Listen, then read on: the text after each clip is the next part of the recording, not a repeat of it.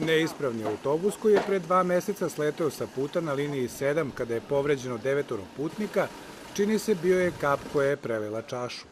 Na tenderu će zato po hitnom postupku biti izabran prevoznik na 3 linije na kojima su vozili autobusi Direkcije za javni saobraćaj.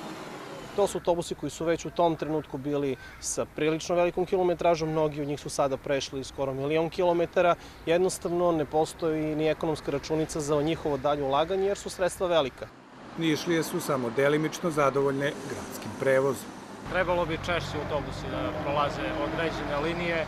Prošle godine nije bilo klima u autobusima, a ove vidjet ćemo. Bolje je sada, bolje je nego što je bilo.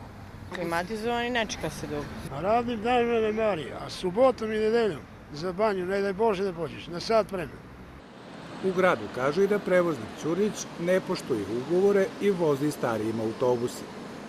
Kao što znate, on je deo svog voznog parka povukao u Beograd, gde je iskoristio taj naš partnerski odnos.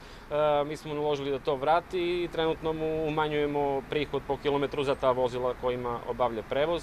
Iz firme Ćurdić rekli su nam telefonom da je glavni problem u tome što im grad duguje više od 40 miliona dinara.